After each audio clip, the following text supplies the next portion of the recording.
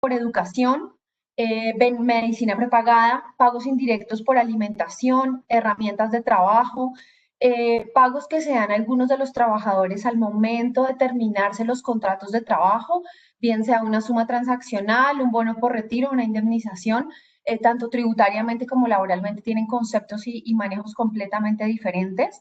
El manejo de los viáticos y también hemos incluido un pago por acciones que en algunas compañías también se otorga de manera frecuente.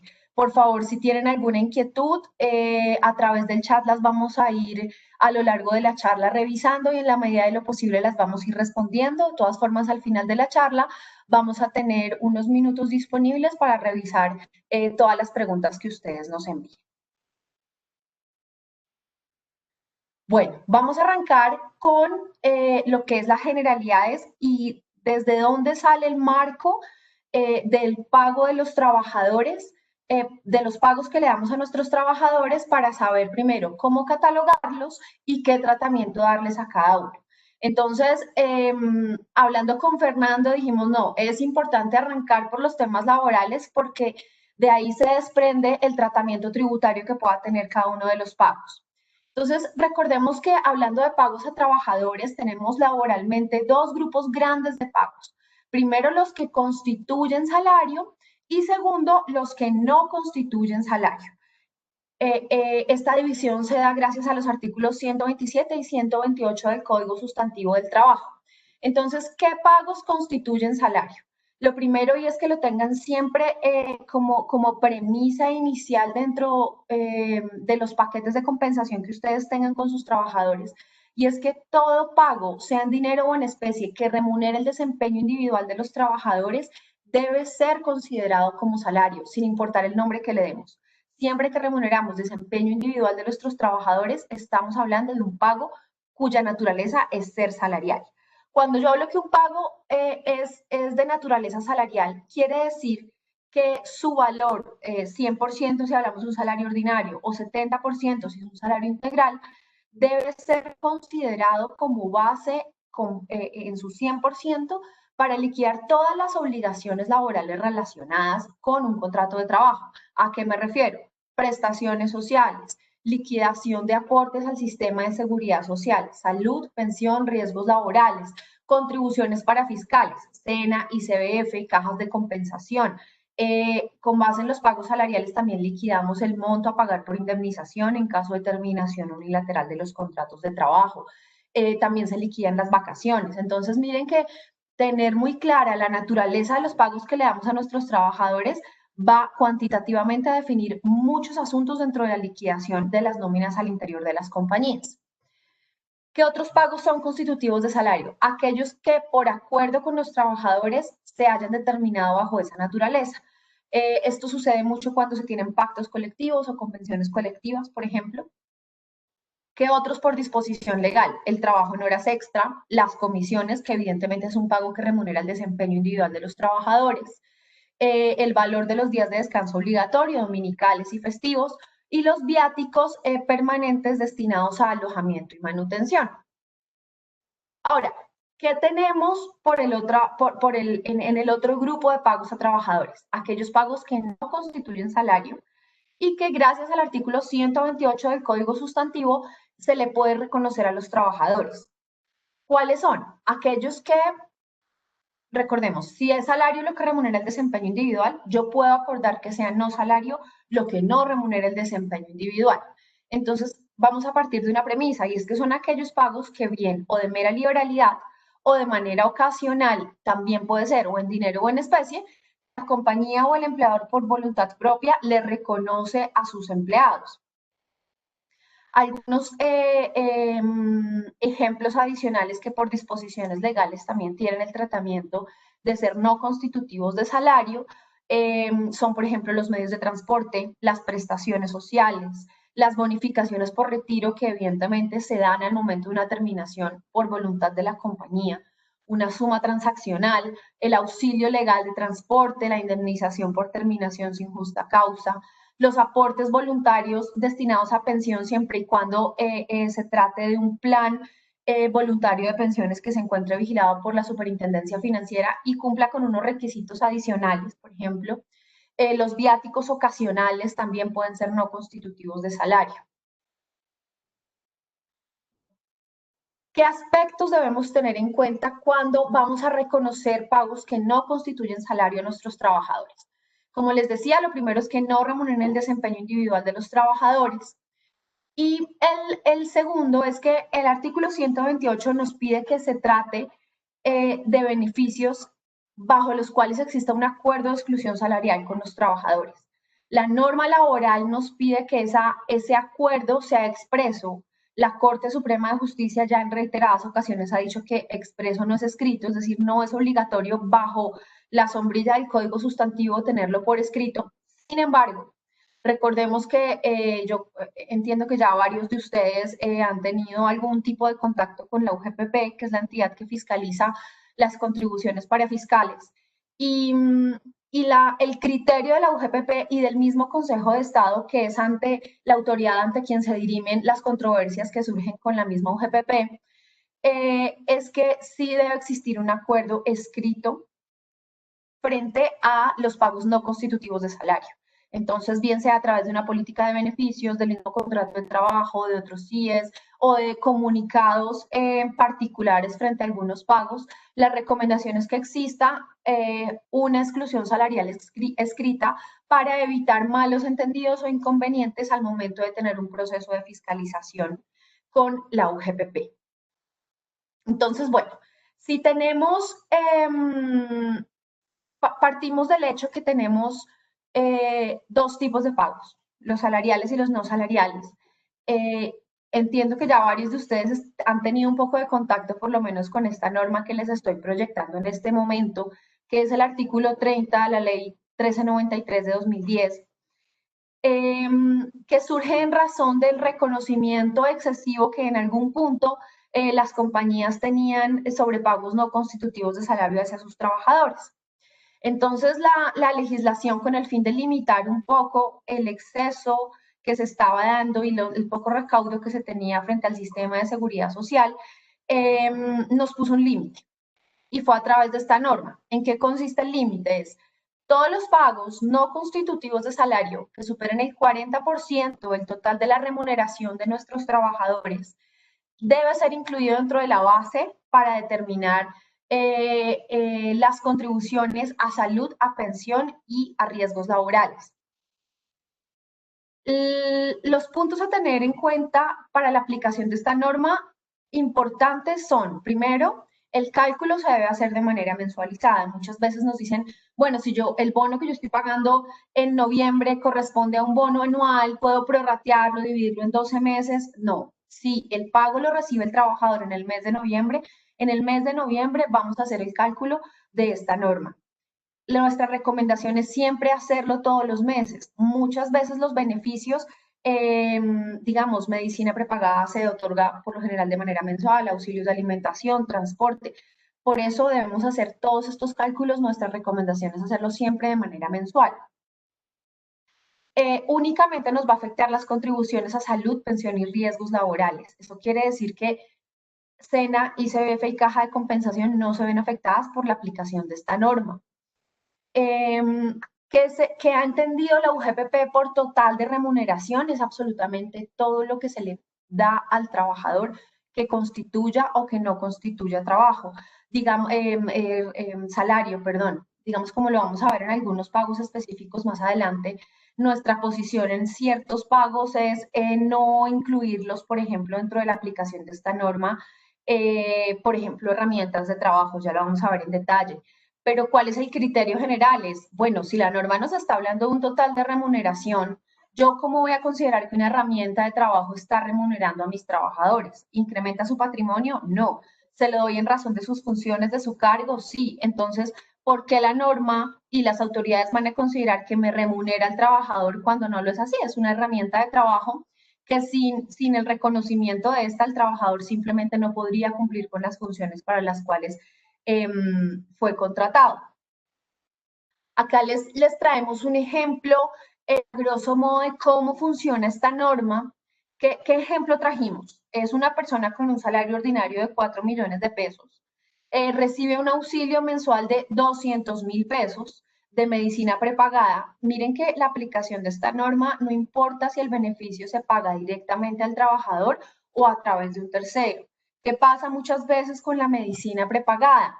Este beneficio se le paga directamente a la entidad aseguradora del servicio de salud, digamos, por lo general las compañías negocian con estas aseguradoras, se paga directamente a estas entidades y por el trabajador no pasa este dinero.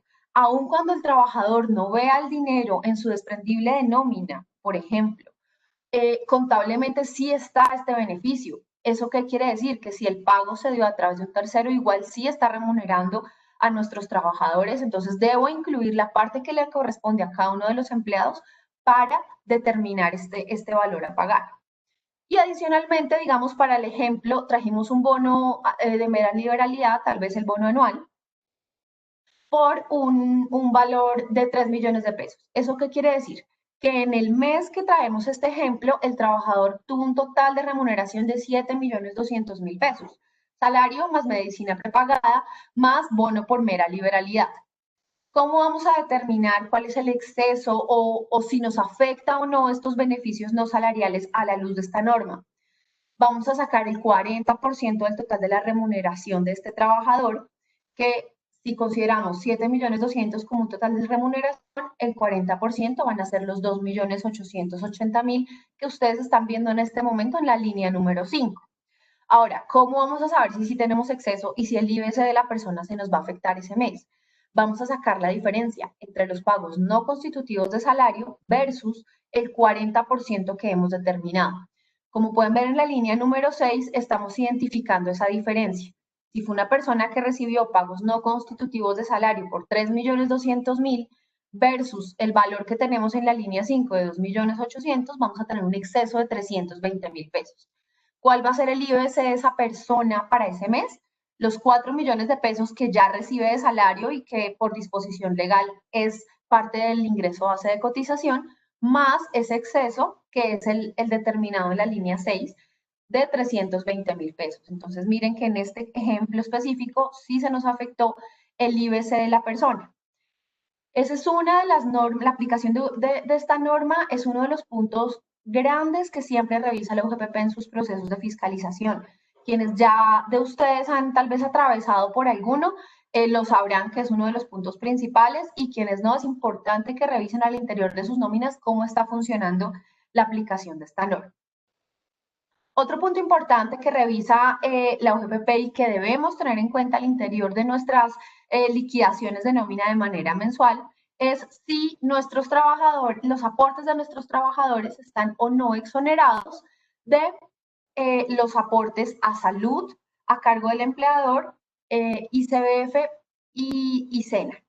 ¿A qué voy con esto? A través de la ley 1819-2016 tenemos esta exoneración para los empleadores frente a aquellos trabajadores que devenguen menos de 10 salarios mínimos legales mensuales. Digamos que al inicio de la aplicación de esta norma, el origen es de hecho una norma tributaria hace unos años cuando se expidió el impuesto CRE, que ya en este momento no se encuentra vigente, pero esta exoneración sí sigue vigente a través de la ley que les comento.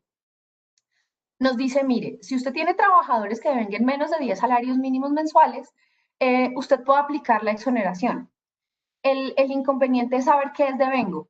Entonces, digamos que cómo lo han entendido en este punto las autoridades, por ejemplo, y es que devengo se entiende por absolutamente todo lo que reciba el trabajador, sea constitutivo o no sea constitutivo de salario. Tenemos un concepto frente a este punto que expidió la UGPP. Los conceptos de la UGPP diferentes a los de la DIAN no son vinculantes, no son de obligatorio cumplimiento, sin embargo, sí nos dan un poco de luz para saber cuál es la directriz al interior de la entidad y saber cuál es la aplicación que tenemos frente a esta exoneración. Entonces, la misma UGPP ha dicho, bueno, si usted va a terminar el devengo de sus trabajadores para saber respecto de quiénes tenemos exoneración o no, usted puede excluir prestaciones sociales, incapacidades, dotaciones, vacaciones e indemnizaciones. porque ha entendido que no hacen parte del devengo de los trabajadores. Entonces, digamos, acá tenemos un poco un criterio más claro para saber sobre quiénes vamos a hacer las contribuciones y sobre quiénes no. Para ser un poco más claros en este punto, digamos, acá les traigo en la primera tabla cuál es el beneficio que tienen todas las compañías, y es el ICBF, que recordemos el aporte es 3%, SENA 2%, y salud únicamente el porcentaje a cargo del empleador, que es el 8.5%. Un ejemplo es, digamos, tenemos una persona de salario ordinario con un valor de 6.500.000 pesos. Recibió ese mes, digamos, el bono de mera liberalidad más la medicina prepagada por 3.500.000, donde vamos a tener un total de vengado de 10 millones de pesos. Es una persona que se encuentra exonerada de estos beneficios, no se encuentra exonerada. ¿Por qué? Porque devengó en el mes 10 millones de pesos. Miren que estamos sumando tanto los pagos salariales como los no salariales. Recordemos que para este año el tope de los 10 salarios mínimos está alrededor de 8.800.000 pesos. Entonces, evidentemente lo supera. Ahora, ¿cuál es la otra pregunta? Si es una persona que no está exonerada, ¿por cuánto voy a hacer mis aportes? Pues el IBC sí no se va a afectar. ¿Por qué? Porque la naturaleza de los pagos tampoco se afecta. ¿Eso qué quiere decir? Que el IBC, para este ejemplo, es de 6.500.000 pesos. Digamos, a grosso modo, así es como funciona el tema de la exoneración de los aportes. Es un tema muy importante para revisar dentro de las nóminas, porque pues evidentemente en los procesos de fiscalización es uno de los puntos grandes a revisar. Ahora seguimos con los temas tributarios, las generalidades tributarias. Los dejo con Fernando unos minutos. Buenos días a todos, un gusto tenerlos hoy en esta charla. Bueno, como inicialmente lo decía Karen, independientemente de que los temas laborales y de seguridad social sean muy cercanos al enfoque tributario que vamos a ver, muchas veces no van de la mano. Entonces, necesariamente cuando vamos a hacer un análisis de los pagos, de la retención en la fuente, de las características y de los tratamientos que se le debe dar, tanto para el tema laboral como para el tema tributario, lo mejor es hacerlo independientemente. Primero revisar el tema laboral y posteriormente revisar el tema tributario, porque difieren en muchos temas. Entonces, el primero es, como lo veían ahorita, hay un tema que es salarial y no salarial, dependiendo del tipo de pago y si se cumplen o no los requisitos de remuneración directa al trabajador o no. Pero en el enfoque tributario, en temas tributarios, cuando vamos a practicar la retención en la fuente, cuando ya vamos a hacer el procedimiento de retención en la fuente que vamos a aplicar, el tema salarial o no es relevante. En temas tributarios hablamos de ingreso únicamente. Y el ingreso lo constituyen todos los pagos que recibe el trabajador en el mes correspondiente. Entonces, aquí vemos algunos ejemplos. Entonces, el salario obviamente remunera el trabajo directo del trabajo directo, pero también hay otros tipos de pagos. Los viáticos, cuando se consideran ingresos, las primas legales, extralegales, los pagos indirectos, las bonificaciones, las comisiones, los pagos en acciones, todos estos tipos de pagos y seguramente muchos otros de los cuales en sus organizaciones podrían llegar a tener, independiente del nombre que se les dé, independientemente del tratamiento laboral que se les dé, se consideran ingresos para efectos tributarios y por lo tanto deben ser sometidos a retención en la fuente en los procesos de nómina normal. ¿Me ayudas con la siguiente, Karen? ¿O antes? Entonces, para saber inicialmente qué está sometido o no a retención en la fuente, hay un tema importante que debemos tocar, y es el tema de la fuente del ingreso. Muchas veces, automáticamente, en los procesos de nómina, se piensa que el ingreso, por ser pagado por una compañía colombiana y remunerar a un trabajador que está inscrito en nómina colombiana, se considera un ingreso de fuente colombiana y, por lo tanto, tiene que ser sometido a retención en la fuente automáticamente. Esto no es así, no es así. El tema tributario de fondo, por más que se lleva, por ejemplo, cuando la persona está en nómina en Colombia, sí debe cumplir todos los requisitos laborales y de seguridad social que nos estaba mencionando Karen, pero para efectos de retención en la fuente debemos revisar es efectivamente dónde se está prestando el servicio. Yo perfectamente puedo tener un trabajador que se encuentre en nómina colombiana a espera, por ejemplo, de una visa de un país de otro país, y por lo tanto su nómina está siendo pagada directamente de Colombia, pero su servicio está siendo prestado en el exterior. Por ejemplo, cuando se dan estos traslados o expatriaciones, como les decía, pues a espera de requisitos formales para inscribirlo en la nómina del otro país, pero el trabajo ya está siendo desarrollado desde el exterior, en el país que ustedes elijan. Puede ser, por ejemplo, Estados Unidos, España o México, que son las expatriaciones normales que se dan en las compañías en Colombia. El trabajo, el ingreso es pagado desde la compañía colombiana, pero el trabajo es desarrollado desde el exterior. Entonces, atendiendo a esto, el artículo 24 del Estatuto Tributario nos dice, mire, cuando el trabajador o los ingresos de fuente nacional es cuando el trabajo sea una actividad desarrollada dentro del país. En consecuencia, lo menciona la Diana en el oficio, en el concepto que están viendo, cuando el servicio no es prestado en el país, sino es prestado desde el exterior, no debería ser sujeto a impuesto en Colombia y por lo tanto no sujeto a retención de la fuente en Colombia. ¿Qué pasa? Pues porque seguramente este ingreso, por ser desarrollado o por ser remunerado un trabajo desarrollado en el exterior, seguramente tiene que pagar impuesto en el exterior.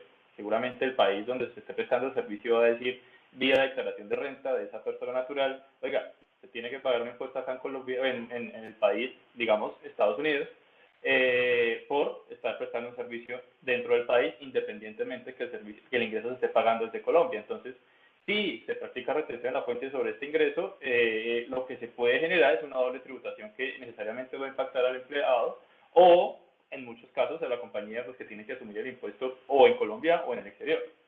Entonces, digamos que este es un punto a tener en cuenta. Seguramente no es en todos los casos, y no es la generalidad, pero en las expatriaciones sí se da mucho. Entonces, en estos casos no debería practicarse retención en la fuente. Otro tema importante es el tema de la residencia. Digamos, no voy a entrar a explicar de fondo cada uno de los aspectos para determinar la residencia de una persona, pero es importante saber cuándo es una persona residente o no residente en el país a efectos de practicar la retención en la fuente adecuada a esos ingresos laborales que le están pagando. Entonces, en general, nosotros, los colombianos que vivimos generalmente en el país, nos consideramos residentes tanto por los días de permanencia que estamos en el país como por un tema de intereses vitales que tenemos y familiares que tenemos dentro del territorio. Entonces, en general, los colombianos somos considerados residentes. Sin embargo, pues hay un tema muy especial, que es, por ejemplo, cuando un colombiano se va del país por algunos años y vuelve a trabajar en Colombia, por ejemplo, ahorita en noviembre, que en noviembre y diciembre volvió a trabajar en Colombia, entonces, después de haber pasado 5 o 6 años por fuera, entonces, no necesariamente por el hecho de ser colombiano va a ser considerado residente en el país. Estos aspectos pequeños debemos tenerlos en cuenta porque no es lo mismo practicar la retención en la fuente a un residente que a un no residente, y tiene implicaciones mucho más de fondo que simplemente una retención en la fuente. Entonces, otro ejemplo podría ser cuando el empleado es extranjero y llega al país por los primeros 6 meses. Para generalidad de los trabajadores extranjeros, únicamente cumplirá la condición de residencia cuando cumplan más de 183 días en Colombia. Entonces, cuando cumplen más de 183 días en Colombia es cuando pasan a ser residentes y, como tal, la empresa debe estar en la obligación de practicar la retención como residente. Antes de estos 183 días, es decir, los primeros 6 meses que estén en nómina en Colombia, su retención en la fuente es del 20%, de acuerdo al artículo 408 del Estatuto Tributario. ¿Qué pasa? Que para las personas que son considerados no residentes en Colombia, esta retención en la fuente es plana, es directamente sobre el ingreso bruto, no tiene depuración. ¿Por qué? Pues porque su característica de no residentes no les permite tomar las deducciones o rentas exentas normales a un trabajador que sí es residente. Entonces, esta retención del 20% en esos primeros 6 meses de un trabajador extranjero, como les mencionaba, debería ser del 20% sobre su ingreso bruto. Es decir, si el salario de esta persona son 10 millones de pesos, automáticamente su retención en la fuente serán 2 millones de pesos. Digamos, no hay lugar a detraer de la base ni los aportes a seguridad social, ni las rentas exentas, ni las deducciones propias del ingreso laboral. ¿Por qué es importante esto, aparte de cumplir con las condiciones o con los requerimientos propios de retención en la fuente que se le piden a las compañías? Porque si este trabajador extranjero cumple con esa condición de que se le hayan practicado el 20% sobre su ingreso bruto de retención de la fuente, durante el año gravable, es decir, volvamos al ejemplo que llegó en noviembre y diciembre, ese 20% se convierte en su impuesto final. Si no se le hubiera practicado esta retención a fuente del 20%, sino menor, por ejemplo, por la aplicación de la tabla del artículo 383, que perfectamente puede haber sido, no sé, 10%, no cumple con la condición que se le está imponiendo a los no residentes y, por lo tanto, tiene una obligación de presentar declaración de renta. Cuando presenta declaración de renta, en la declaración de renta de una persona no residente en el país, su tarifa será del 35%, no del 10%, no del 20%, sino del 35%. Entonces, habrá una diferencia muy grande entre el 35% del impuesto que debe pagar versus el 10% que le hicieron de retención en la fuente. Entonces, es importante que para estas personas, o por lo menos en los procesos de nómina, si bien para los colombianos es complicado, como les decía, pues puede haber colombianos no residentes, pero pues es un proceso administrativo complicado. Para los extranjeros sí les sugerimos que tengan un detalle mucho más preciso a la hora de determinar si esta persona recién llegó al país o no, y practicar esta retención del 20% como lo indica la ley durante estos primeros 6 meses. Entonces, eso es en generalidad en cuanto a fuentes y cuanto a tarifas. Ahora veamos cuánto es la realización. ¿Me regalas la anterior, por favor? En la realización del ingreso, como sabrán ustedes, en general para las personas naturales, no necesariamente trabajadores, sino en general para las personas naturales, el ingreso se realiza en el momento en que se recibe. El sistema de realización del ingreso para una persona natural es por caja. Entonces, caja es cuando efectivamente la empresa le desembolsa en efectivo o en la cuenta bancaria, que es la generalidad de la persona. Entonces, ese es en general. Entonces, siempre que yo voy a practicar retención a fuente, voy a determinar cuáles fueron los pagos efectuados durante un mes de los trabajadores, pues tendré que tener en cuenta es que efectivamente se desembolsó a los trabajadores en el respectivo mes. Sin embargo, hay un tema especial, hay, digamos, un par de temas especiales que son los temas de cesantías. Las cesantías no necesariamente causan cuando efectivamente lo recibe el trabajador en caja. Entonces, cesantías tienen una realización especial. Primero, para el régimen ordinario, si quieres, pasa a la siguiente. Para el régimen ordinario, que es el que estamos la mayoría y que es aplicable de los trabajadores después contratados después de 1990, en general se realiza el ingreso o efectivamente se recibe el ingreso cuando se paga al fondo de pensión, del fondo de cesantías. Entonces, no necesariamente lo recibe el trabajador o no tiene disposición directamente de las cesantías desde el primer momento, porque como ustedes saben, tiene para retirar las cesantías o para tener disposición de las cesantías, se tienen que cumplir ciertas condiciones, pero desde el momento, desde el 14 de febrero, que las compañías tienen la obligación de consignar las cesantías a los fondos de cesantías, se considera que el ingreso ya realizado y ya debe ser grabado en cabeza del trabajador. Y bajo el régimen tradicional, que son trabajadores que fueron contratados con el régimen anterior, antes de 1990, tienen un tema especial, que es que el reconocimiento se da a 31 de diciembre, incluso sin que se les haya pagado. Este régimen tradicional de cesantías, lo que decía era que la cesantía se daba por la acumulación que se da durante el periodo, menos los pagos efectivamente realizados durante el año.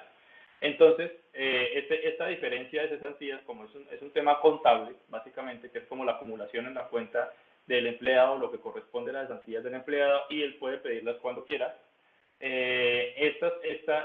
Bajo este régimen tradicional, si se dan cuenta, el trabajador puede no recibir durante el año absolutamente nada, pero en la cuenta de que la compañía debe llevar, en la cual acumula las cesantías, sí se ve aumentada pues, por las cesantías del periodo. Entonces, a pesar de que no lo recibe, las cesantías bajo el régimen tradicional aumentará el ingreso gravable del empleado y deberá ser reportado como tal en el certificado de retenciones. ¿Qué pasa? Que también las cesantías tienen un régimen especial de retención en la fuente y en ningún caso las cesantías ni los intereses de cesantías deben ser sometidos a retención en la fuente por las compañías. Únicamente deben ser reportados en el certificado de retenciones, pero no serán sujetos como pagos gravables sujetos a retención en la fuente. Ya será el empleado quien deberá revisar cómo fue el pago de sus cesantías, cómo fueron utilizadas, cuál fue su ingreso y determinar cuál será el impuesto que deberá pagar sobre ellas en su declaración de renta.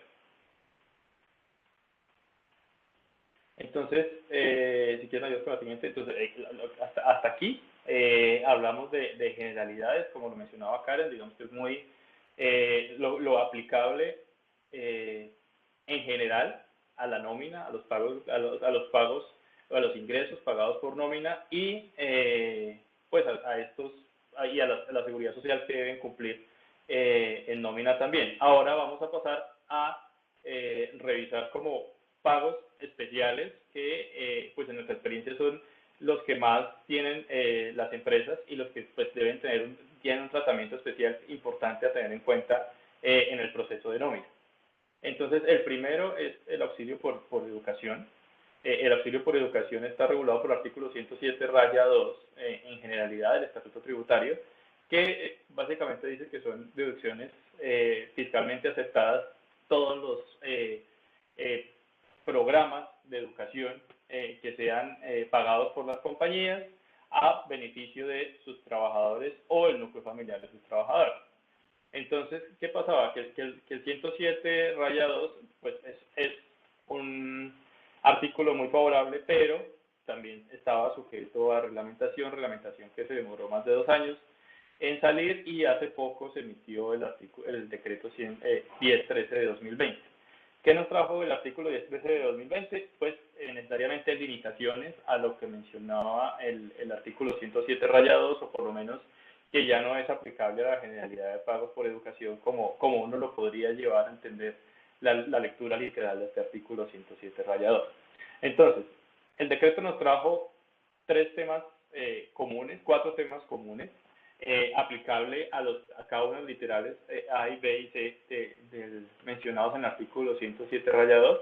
¿Cuáles son los literales A y B y C? El primero, el A, es todo el tema de becas y préstamos condonables, entre comillas, digámoslo por ahora, para la educación de los empleados y del núcleo familiar de los empleados. El B es todo el tema que tiene que ver con el desarrollo o los pagos por educación para el desarrollo infantil de los hijos de los trabajadores, y el C es el pago por educación o donaciones, también pago entre comillas, por educación, que pueden hacer las empresas a entidades educativas en una zona de influencia de las actividades económicas de la compañía. Entonces, como les mencionaba, hay 4 temas comunes a estos 3 literales. El primero, que tiene que ser por política, básicamente, que tiene que ser un acta del órgano de dirección, es decir, una política establecida por la junta directiva de la compañía y estableciendo cuáles son las directrices a efectos de aplicar esta política de educación, sea cual sea que va a ser el beneficio, sea cual sea que vaya a ser el beneficio de esta política. Segundo, bueno, y esta política debe ser de conocimiento y acceso a todos los empleados con igualdad de condiciones. Entonces, ahí es importante mencionar que de conocimientos que tienen que ponerse o tiene que la empresa proveer los mecanismos idóneos a efectos de que todos los empleados conozcan cuáles son las políticas que tiene la compañía en lo que tiene que ver con el tema educativo, pero no necesariamente el acceso implica que todos los empleados puedan llegar o todos los cargos puedan llegar a este tipo de programas educativos. Puede ser perfectamente que los programas educativos estén dirigidos, por ejemplo, a empleados que tengan cierta antigüedad de la compañía. Sí, lo cual no limita el acceso de los demás empleados, simplemente les pone digamos, un límite temporal a que puedan acceder a este tipo de beneficios. Por ejemplo, en ese caso, todos los trabajadores podrían llegar a acceder, sí, porque pues cuando cumplan esa condición, podrían llegar a acceder a la política de educación, pero pues en este momento no están en esas condiciones. Entonces, el acceso no necesariamente tiene que ser sinónimo de que todos los empleados tienen que tener el beneficio. El segundo es que el pago ahora tiene que ser directo a la no lo pases todavía, pues. El pago tiene que ser directo a la institución educativa. Ya no puede ser estas políticas de educación que vivíamos antes, bajo el cual el empleado, por ejemplo, pagaba su semestre o su matrícula de maestría, bueno, cualquier tipo de beneficio educativo que pudiera llegar a tener el empleado, y la empresa posteriormente le reembolsaba este beneficio vía pues, un reembolso.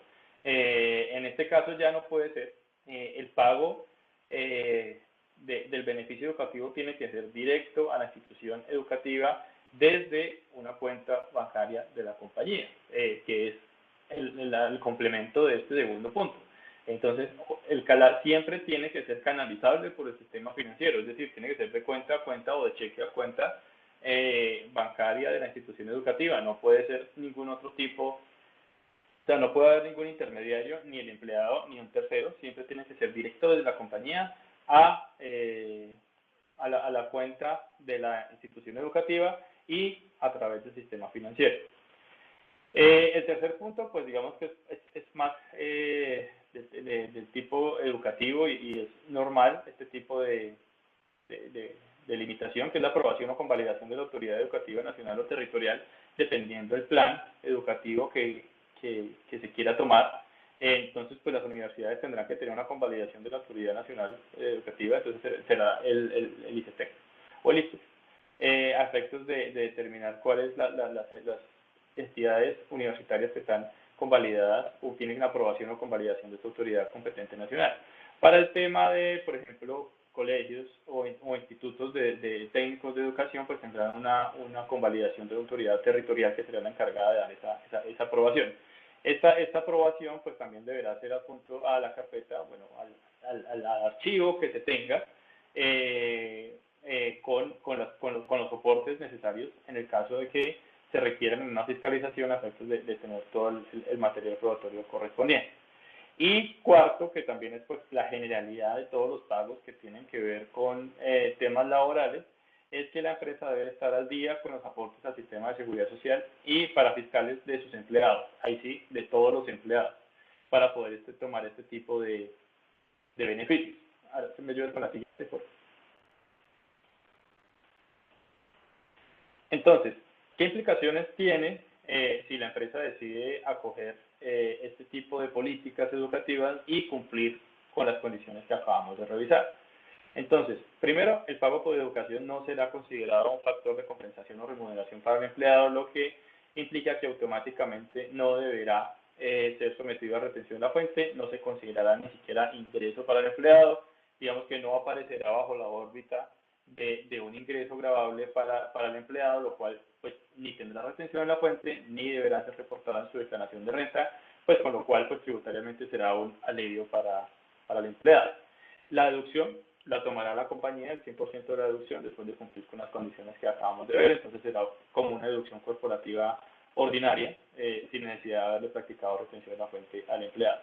Y segundo, para el empleado no se pueden establecer condiciones de permanencia reintegro de los valores pagados por la compañía.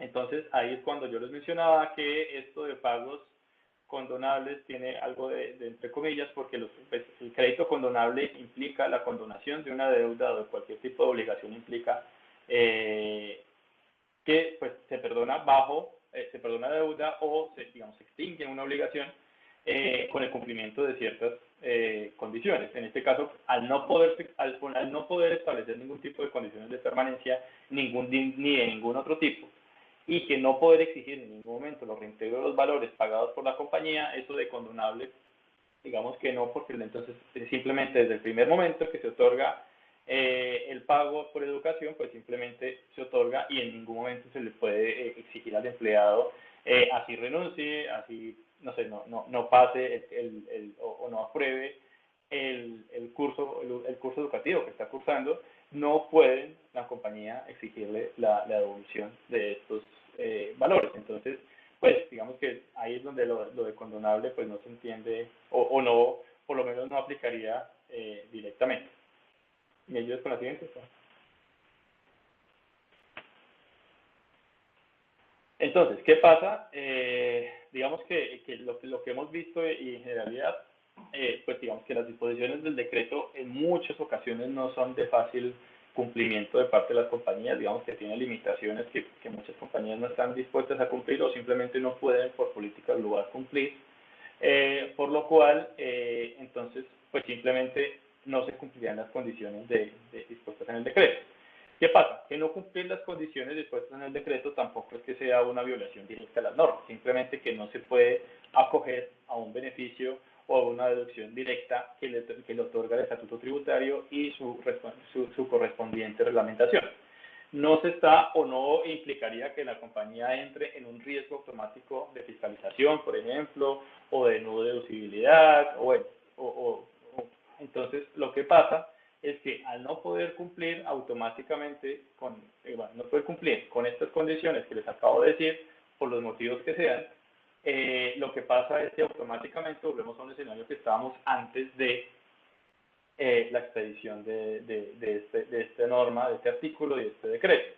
¿Qué pasaba? Que pues cuando se le otorgaba un beneficio por educación a cierto grupo de empleados, este beneficio por educación debería haber sido tomado como ingreso para el trabajador en el mes que se paga. Entonces, si es un beneficio, por ejemplo, del pago del semestre universitario de los hijos de los trabajadores de la compañía, pues una vez, 2 veces al año, cuando se paguen los semestres, digamos en junio y en diciembre, el empleado deberá tener un ingreso gravable sometido a retención de la fuente, que deberá ser incluido en nómina, y pues, como tal, pues su retención a la fuente aumentará, deberá ser reportado en el certificado de esas retenciones y pues también deberá ser tenido en cuenta a efectos de cumplir con las condiciones de seguridad social que nos mencionaba Karen hace unos momentos. Entonces, si técnicamente se pacta con bono salarial, pues tendrá que cumplir las normas de la ley 1393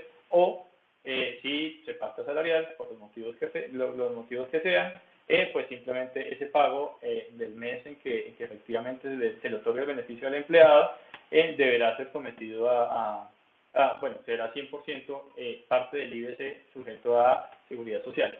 Y lo otro que se tiene que tener en cuenta es, como pago ordinario, pues si bien es un pago por educación o en virtud de favorecer la educación de los empleados o del núcleo familiar de los empleados, al convertirse o a no cumplir con las condiciones, pues sigue siendo un pago ordinario y como tal debe ser reportado en el certificado de retenciones del empleado y en la información exógena de la compañía como tal. Si pasamos a la otra.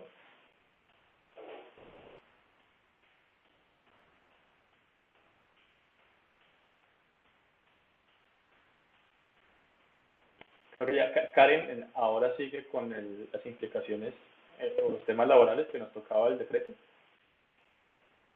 Gracias, Fernando. Sí, estaba viendo que... Andrés, de pronto me ayudas con la presentación, por favor. Ah, perfecto, gracias. Bueno, siguiendo en línea con lo que Fernando nos estaba comentando hace un momento sobre la aplicación de este decreto, digamos que ahora se hace importante revisar cuál es el efecto laboral de de reconocerle este tipo de beneficio a los trabajadores. Y entonces, lo primero que debemos tener en cuenta, me voy a atrever a leer acá un parágrafo del decreto 1013 para que veamos un poco más aterrizados los efectos laborales. Dice, el pago efectuado por concepto de programas de becas de estudio totales o parciales y de créditos condonables para educación de que trata el presente artículo no será considerado como un factor de compensación o remuneración directa o indirecta para el empleado. ¿Eso qué quiere decir? Si estamos hablando que la misma norma nos está dando a la naturaleza de este beneficio, al decir no es una remuneración ni directa ni indirecta, primero estamos hablando que se trata de un pago que no es constitutivo de salario. Segundo, que no hace parte del grupo de los beneficios que están establecidos en el artículo 128 del Código Sustantivo del Trabajo, que como ya lo vimos hace unos minutos, la mayoría de ellos deben ser parte del cálculo establecido en el artículo 30 de la Ley 1393. Si el mismo decreto nos establece que no remunera ni directa ni indirectamente a los trabajadores, nuestro entendimiento y lo que estamos considerando es que tampoco debe hacer parte del cálculo establecido en la norma 1393, es decir, se excluye de la afectación que pueda tener el ingreso base de cotización de los trabajadores que reciben este beneficio.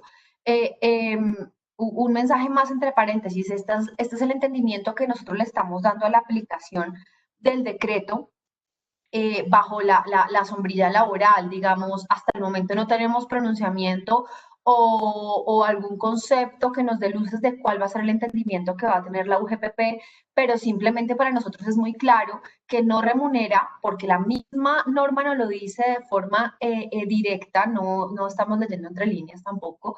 Entonces, bajo este sentido, no debemos afectar los aportes a seguridad social de los trabajadores que están recibiendo este beneficio. Como recomendaciones desde la perspectiva laboral. Fernando ya nos mencionó todos los requisitos que debe cumplir este beneficio, por ejemplo, que se pague directamente a la entidad educativa. Entonces, si debemos cerciorar el cumplimiento de cada uno de estos requisitos, ¿cuál es nuestra recomendación? Verificar las compañías que ustedes al interior, las políticas que ustedes al interior de las compañías tengan frente a este beneficio para ir chequeando que cumplamos con todos los requisitos y nos vamos a acoger a los beneficios tributarios que tiene este beneficio. Por ejemplo, que no se exija el reintegro a los trabajadores, que el pago se dé directamente a la entidad educativa, que no se incluyan condiciones de permanencia. Todo eso lo debemos ver a los ojos de los requisitos que nos dice el decreto en línea con la política de beneficios educativos que tengamos dentro de la compañía. Esto si queremos, por supuesto, darle la aplicación al decreto, ¿no? Digamos, esos son los puntos laborales que nosotros consideramos importantes tener en cuenta. ¿Nos ayudas, por favor, con la siguiente, Andrés? Bueno, y ya para finalizar lo que nos mencionó, lo que nos trajo como regulación el decreto, nos trae unos mecanismos de control seguramente muy generales por ahora, y pues es de esperarse, digamos que no tampoco es un tema exagerado respecto de lo que requerirá la autoridad tributaria para estos casos. Entonces, lo que menciona es que hasta que se expida o que se determine por información exógena qué información se va a enviar a la DIAN, esto lo que quiere decir es que seguramente en la siguiente resolución de información exógena que se emita, habrá un formato especial para recaudar o informar los pagos educativos o los beneficios educativos que han sido otorgados por la compañía durante el año grabable correspondiente.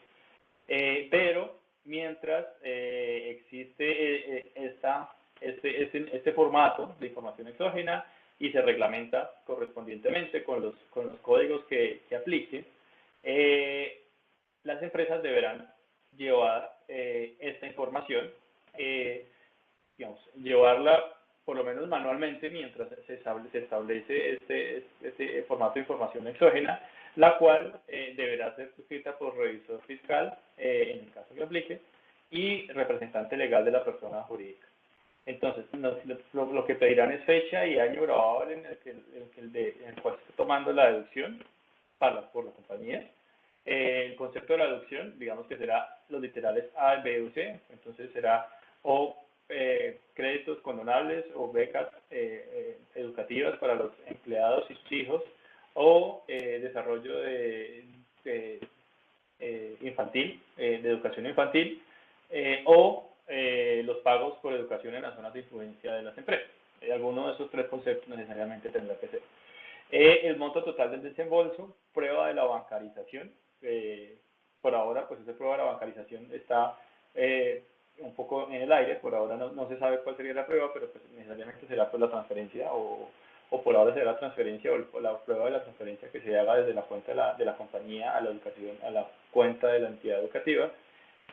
Nombre del empleado beneficiario, nombre de identificación de la institución educativa y la resolución que acredita su existencia por la autoridad competente. Entonces, lo que les decía, pues debe tenerse en los archivos a efectos de que se solicite la resolución o aprobación de la autoridad competente.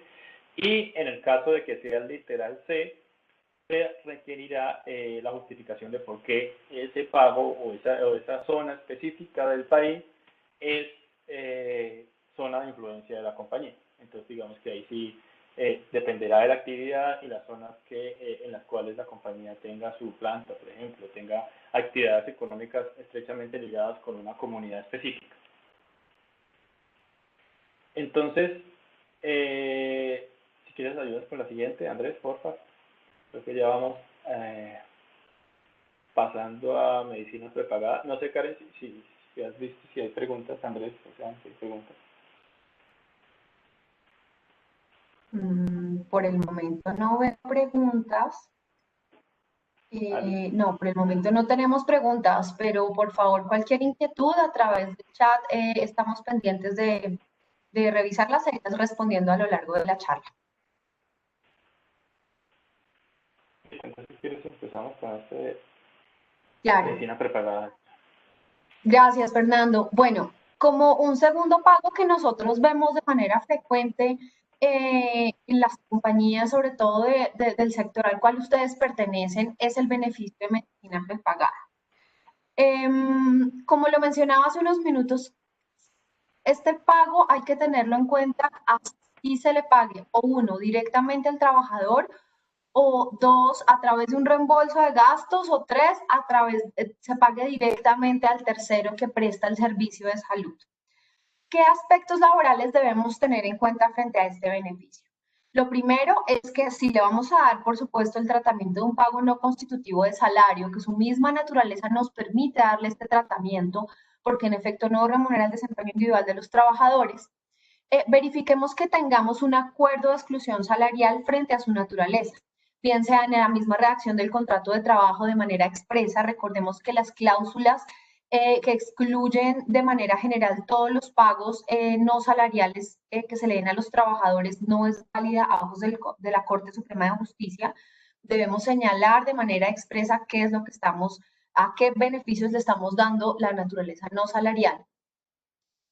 Tercero es que incluyamos este pago como un beneficio no salarial a ojos del artículo 30 de la ley 1393, como en el ejemplo que vimos hace unos minutos.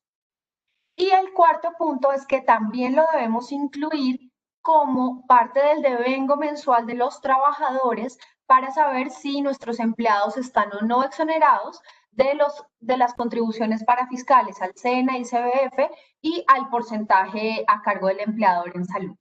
Entonces, miren que si bien le podemos dar el tratamiento de no constitutivo de salario, sí lo vamos a incluir dentro de la aplicación de las otras normas, diferente a lo que nos pasaba con el auxilio educativo, por ejemplo. Listo. En cuanto a temas tributarios, en general, podríamos decir que es un beneficio. El auxilio de medicina prepagada también es un beneficio que en general debe ser grabado para el empleado porque es un pago indirecto que le asume la compañía o que asume la compañía a efectos de ahorrar un gasto o dar un beneficio a los empleados. ¿Qué pasa? Que por su naturaleza de medicina y en beneficio de los empleados en general, ahí se podría llegar a tomar como, o podría llegar a ser considerado como no grabable, es decir, que no sea sujeto a retención en la fuente y tampoco sea informable en la declaración de renta del empleado. ¿Qué pasa? Que la compañía tendría que cumplir con dos condiciones generales. Entonces, primero es que debe ser reconocido la generalidad de los trabajadores. Entonces, ¿qué es la generalidad de los trabajadores? Ahí en el siguiente slide podemos ver un concepto de la DIAN, algo antiguo, de 2001. Si quieres, Andrés, la siguiente, por favor. Lo cual nos dice que la generalidad, atendiendo a la palabra como tal de la Real Academia de la Lengua Española, es que al menos sea otorgado a la mitad de los trabajadores más uno. Eso sería la generalidad de la compañía. Entonces, cuando el beneficio es otorgado a la generalidad, o sea, a la mitad más uno de los trabajadores de la compañía, este beneficio podría ser considerado no gravable para los empleados, por lo cual pues no sería sujeto a impuestos, inicialmente retención de la fuente y posteriormente los impuestos de renta en la declaración. ¿Qué pasa? Que igual tiene un límite cuando se toma esta generalidad. Entonces, la generalidad no simplemente, o no es el único factor a tener en cuenta, sino que también se debe tener en cuenta que sea hasta el valor promedio reconocido a estos trabajadores o a esa generalidad. Entonces, por ejemplo, si el 50 más 1 de una compañía, no sé, son 100 personas, o bueno, 10 personas, y el pago total del auxilio a medicina prepagada de ese mes es 1.000.000 de pesos, entonces la generalidad pagada o el valor promedio reconocido de los trabajadores es 100.000 pesos. Entonces, hasta estos 100.000 pesos será considerado no gravable y no será sujeto a impuestos. Pero, por supuesto, hay en medicina prepagada, como en muchas otras cosas, hay planes especiales que aplican para, dependiendo, puede ser también la antigüedad de la persona o el cargo que desempeña, o, por ejemplo, el núcleo familiar que corresponde. No es lo mismo pagar a un empleado que está soltero con un empleado que tenga 3 hijos, por ejemplo. Entonces, estos tipos de empleados o estos empleados a los cuales se les reconozca más de esos 100.000 pesos que acabamos de mencionar, esa diferencia será gravable, sujeta a retención de la fuente y se deberá informar como otro pago ordinario en el certificado de ingresos y retenciones del empleado. Entonces, si a esta persona que tiene 3 hijos y el plan de medicina prepagada para esa persona cuesta no 100.000, sino 300.000, esa diferencia entre los 300.000 y los 200.000 pesos será ingreso sujeto a retención de la fuente en el mes que se le otorga el beneficio. Entonces será sujeto o será base para el pago para la depuración general de retención de la fuente y pues obviamente aumentará la retención que se le debe aplicar al empleado en el respectivo mes. Siguiente, Andrés. Entonces hay otro tema especial y muy normal en las compañías del sector farmacéutico, que es el tema de los PALES o auxilios por alimentación. Entonces, en general son los vales o tiquetes de alimentación que le dan la empresa o que otorga la empresa como beneficio para sus trabajadores o para su familia. Estos pagos o vales, que pueden ser, por ejemplo, los Bifodexos, son pagados a un tercero, o hay un tercero que provee estos vales, o hay un tercero que provee la alimentación. Por ejemplo, cuando son los casinos, o simplemente un restaurante que provee la alimentación a los trabajadores de la compañía. Bueno, aunque ahora no están, o está un poco más limitado el tema de los restaurantes o de los casinos. Igual habrá una planta de trabajo que sí esté cumpliendo o que sí requiera que la alimentación se le siga proveyendo. Entonces, en estos casos, tampoco en general son gravados. Sin embargo, se podía tomar como no gravable, es decir, ni siquiera como ingreso, no reportable en nómina, no reportable en la declaración de renta del empleado, si se cumple con dos condiciones. Primero, que el ingreso del trabajador, el salario, específicamente el artículo 387-1 del Estatuto Tributario nos dice que el salario del trabajador, es decir, sin tomar los demás conceptos de remuneración que podría llegar a tener el trabajo, no supere 310 VTs en ese mes. 310 VTs son aproximadamente 11 millones de pesos. Entonces el empleado que tenga hasta ese nivel de salario podría llegar a acceder a este beneficio, y que los bonos o que los pagos por educación no excedan 41 VTs al mes. 41 también VTs son como 1.200.000 pesos aproximadamente. Entonces, si se supera esos 41 VTs o el valor que supere esos 41 VTs, será grabado. Es decir, si al empleado le dan 2 millones, pues la diferencia entre esos 2 millones y los 1.200.000 pesos tendrá 800.000 pesos grabados por beneficio de educación. O si el trabajador definitivamente, pues por su cargo, por su cargo gerencial que seguramente ocupa, su salario es superior a 310 VTs, a los 11 millones de pesos que les mencionaba, el 100% del pago que se le otorga por alimentación será grabado, o sea, es decir, desde cero hasta lo que le pagan. Entonces, si el mismo ejemplo de que estábamos teniendo, le pagan 2 millones de alimentación, pues tendrá tentativamente un ingreso grabable de los 11 millones que tenga de salario, más los 2 millones de pesos que le pagan por alimentación. Entonces, esto es muy específico y beneficia generalmente a los trabajadores con ingresos un poco más, digamos, para la generalidad de los trabajadores. ¿Sigues, Carlos? Gracias, Fer. Bueno, y desde la parte laboral, digamos, vamos a tener un tratamiento muy similar al que tenemos con la medicina prepagada. Y es que es diferente, que es un poco también el mensaje que traer hoy, a que tenga un tratamiento tributario especial este beneficio, laboralmente miren que puede tener un tratamiento diferente. Y estamos hablando de que si se trata de un pago no constitutivo de salario porque no remunera el desempeño individual de nuestros trabajadores, tenemos un acuerdo de exclusión salarial frente al mismo, como les he dicho en anteriores beneficios, bien sea a través del acuerdo, una política de beneficios, otro sí, u otro documento al interior de la compañía, lo debemos incluir dentro de la remuneración como un pago no constitutivo de salario para efectos de aplicar el artículo 30 de la Ley 1393 de 2010. De igual forma, debemos incluirlo como parte del devengo mensual de nuestros trabajadores para determinar si frente a ellos nos encontramos o no exonerados de las contribuciones al SENA, ICBF y a salud. Digamos que miren que laboralmente ya este va a tener una aplicación muy similar a la que tiene cualquier otro beneficio no constitutivo de salario.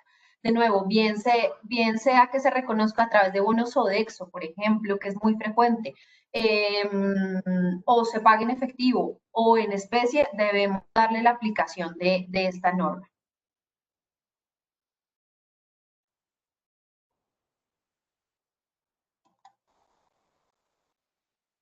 Ahora vamos con las herramientas de trabajo. ¿Qué pasa con las herramientas de trabajo? A través del artículo 128 del Código Sustantivo del Trabajo,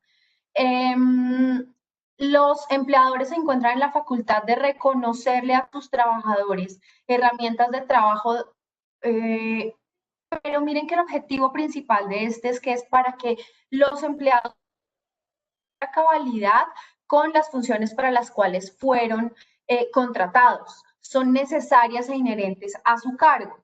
Es decir, si el empleador, la compañía, no le reconoce estas herramientas al trabajador, simplemente el empleado no puede cumplir con sus funciones. Este es un criterio principal que debemos tener en cuenta para saber si lo que le estamos reconociendo al trabajador es o no una herramienta de trabajo, porque muchas veces el tratamiento que se le da al interior de las empresas entra en una zona gris donde no es muy claro determinar si en realidad hablamos de una herramienta de trabajo o por el contrario estamos hablando de un beneficio que en efecto incrementa el patrimonio de los trabajadores. Entonces, ese es otro de los principios que debemos tener en cuenta. Una herramienta de trabajo no incrementa el patrimonio de los trabajadores. Su deber ser es que así no lo sea. ¿Qué considera la UGPP frente al tratamiento que en la nómina se le da a las herramientas de trabajo? La UGPP dice que al ser un pago establecido en el artículo 128 del Código Sustantivo del Trabajo, se debe incluir dentro de lo establecido en el artículo 30 de la Ley 1393. nosotros no estamos alineados con la consideración que tiene la UGPP al respecto, y es precisamente por lo mismo, porque una herramienta de trabajo no remunera a los trabajadores, no incrementa su patrimonio. Entonces, mal hacemos en aplicarlo dentro de esta norma cuando en realidad se lo estamos dando a nuestros trabajadores por cumplimiento legal, porque sin esa herramienta simplemente los empleados no pueden cumplir con sus funciones. Entonces, este es uno de los criterios principales que debemos tener en cuenta. Les traigo acá en la página que están viendo un concepto que emitió la OGPP en el año 2016 frente a gastos de representación y elementos de trabajo. No se refirió expresamente a herramientas de trabajo, pero sí a gastos de representación. ¿Y qué nos dice? Nos dice, mire, usted puede excluir los gastos de representación de la aplicación de la 1393 siempre y cuando sus trabajadores les soporten a través de facturas o recibos a nombre de terceros el pago que se está realizando. Pero miren que acá también entramos en una zona gris y es, así mismo tengamos estos recibos a terceros, debemos ser conscientes que lo que le está reembolsando a los empleados sí sea un gasto de representación o un elemento de trabajo. Y no estemos disfrazando, por decirlo de alguna manera, un beneficio no constitutivo de salario a través de una legalización de gastos. ¿Por qué? Porque cuando la UGPP nos centra, la UGPP y los mismos trabajadores, recordemos que los riesgos laborales no son únicamente frente a autoridades, sino también frente a nuestros trabajadores o futuros extrabajadores. Entonces, lo importante es que lo que en realidad nuestros trabajadores estén legalizando a través de estos gastos sí corresponda a gastos legalizables bajo este criterio y no a un beneficio salarial o no salarial que la empresa podría estarle reconociendo a los trabajadores.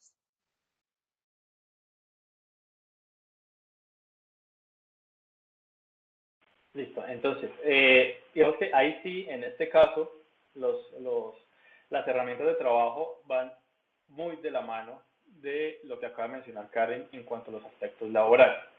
Entonces, ¿qué se debe tener en cuenta? Básicamente las mismas condiciones que acaba de mencionar Karen, que efectivamente la herramienta de trabajo o el pago que se le dará para proveer esta herramienta de trabajo efectivamente sea necesaria para llevar a cabo la tarea o la función específica de esa persona, o por su cargo o por la especialidad de la función que va a desarrollar, bueno, por las diferentes razones, pero que sea plenamente justificable que se otorgue esta herramienta a este trabajador. Entonces, ¿qué pasa? Que cuando efectivamente se cumplen estas condiciones, efectivamente no hay un beneficio para el empleado, por lo cual no se está asumiendo ni un gasto ordinario del trabajador, ni se le está aumentando el patrimonio a su familia, ni al trabajador ni a su familia. Entonces, como tal, no, aún no aumentar el patrimonio, pues que es la definición de ingresos como tal, no se considera que haya ingreso. Y como tal, no es sujeto a retención de la fuente y tampoco, pues, en consideración, pues tampoco deberá ser reportado en su declaración de renta como individuo. Lo importante es reiterar lo que acaba de mencionar Karen, es revisar específicamente que se encuentre o que haya o la política o el contrato o las justificaciones o más allá de los documentos legales que podrían llegar a tener o la forma en que se le pueda establecer un beneficio que efectivamente sea soportable, que cierta herramienta de trabajo o ciertos pagos sean necesarios para desarrollar o que sean pagados en virtud del cargo de la función que desempeña ese trabajador. Entonces, porque así mismo, como la OGPP generalmente fiscaliza o tiene un ojo sobre estos tipos de pagos que no pagan seguridad social, para el tema tributario también habrá un especial cuidado de parte de la DIAN a efectos de determinar si efectivamente fue practicada o no la retención de la fuente que correspondía en ese mes y se vendría el riesgo, en el caso de que no se determine que la herramienta efectivamente lo era o era necesaria, que haya un riesgo de deducibilidad de los gastos laborales, por lo menos de ese empleado o de la compañía en su declaración de renta. Entonces también es un tema importante a tener en cuenta. Andrés, ¿nos ayudas con la siguiente? Pues? Bueno, y como otra recomendación de aspectos tanto laborales como tributarios a tener en cuenta, es que hemos visto que se nos consulta de manera frecuente la aplicación, digamos, en la liquidación de nómina frente a los pagos que estamos viendo, es decir, suma transaccional, bono por retiro o indemnización por terminación sin justa causa. Y acá queremos iniciar como con las siguientes precisiones desde las diferencias legales que tenemos frente a cada uno de estos conceptos, porque desde esta diferencia se nos va a desprender la aplicación tanto en seguridad social como tributo que vamos a tener. Entonces, partamos de la inicial y es la indemnización. La indemnización es un pago que se hace por disposición legal. Lo tenemos en el artículo 64 del Código Sustantivo del Trabajo. ¿Cuándo un empleador paga la indemnización? Cuando decide terminar de manera unilateral un contrato de trabajo y no hay justa causa que medie la decisión. Digamos, la forma en la que se liquida la indemnización ya está determinada en el código sustantivo y va a depender del monto de salarios que tenga el trabajador, de su antigüedad y del tipo de contrato que tenga. Pero miren que esto es una obligación legal, no hay lugar a modificar cuánto se va a pagar o si la pago o no la pago, simplemente es una obligación porque yo como compañía decidí terminar sin justa causa el contrato de trabajo de uno de mis trabajadores. Entonces, ese es el primer concepto. Ahora nos vamos al segundo y es un bono por retiro. El bono por retiro se ha entendido que es un pago no constitutivo de salario, que reconoce la empresa de mera liberalidad. ¿En qué momento? En el momento en que se termina un contrato de trabajo, sin importar la razón. Yo puedo pagar un bono por retiro cuando el empleado me renuncia, tengo muy buena relación con él, digamos, es una persona con cierto seniority dentro de la compañía, quiero reconocer los años de trabajo en la empresa, entonces doy un bono por retiro porque dentro de mi plan de beneficios tengo el reconocimiento de bonos por retiro, por renuncia. No tiene sentido dar un bono por retiro cuando la terminación se da con justa causa, pues digamos, se caería un poco a su propio peso, pero nada impide hacerlo. O es más, un trabajador que fue despedido puede recibir indemnización y además bono por retiro. Miren que esa bonificación es un pago literalmente de mera liberalidad que reconoce la compañía. ¿Qué nos exigen las normas de liquidación de nómina en este aspecto? Primero, que al ser un pago de mera liberalidad no constitutivo de salario, lo dejemos así claro, que es un pago no constitutivo de salario. Por lo general, su naturaleza se reconoce en la carta de terminación del contrato o en la liquidación. Y además lo debemos incluir dentro de la aplicación del artículo 30 de la ley 1393. Ahora nos vamos a un tercer tipo de pago que suele ser frecuente al momento de las terminaciones de los contratos y es la suma transaccional. Acá vamos a partir de un principio y es que si yo pago una suma transaccional es porque el contrato de trabajo terminó de mutuo acuerdo entre las partes a través de un contrato de transacción. Es decir, tanto trabajador como empleador se ponen de acuerdo para dar por terminado el contrato de trabajo, dirimir cualquier futuro litigio que puedan tener entre ellas y celebran un contrato de transacción. Gracias a esa transacción, el empleador va a reconocer una suma transaccional. Miren que no hablamos de una indemnización o de un bono de mera liberalidad. Esto es un pago que surge a raíz de un contrato de naturaleza civil diferente a la relación laboral que tienen las partes. Entonces hablamos de una suma transaccional que ha establecido la UGPP y la verdad nosotros estamos alineados con ese criterio, tiene todo el sentido, y es que la suma transaccional no se debe incluir dentro de la aplicación del artículo 30 de la 1393 y es precisamente porque su pago se origina no de la relación laboral entre las partes, sino de un contrato de origen civil completamente diferente al laboral, donde las partes están dirimiendo un futuro conflicto. Entonces, estos son los tres pagos más comunes que nosotros hemos visto al momento de las terminaciones de los contratos de trabajo. Como nos va a decir Fernando, la retención en la fuente y los efectos tributarios va a ser diferente, así como los efectos laborales, según la naturaleza de cada uno de estos pagos.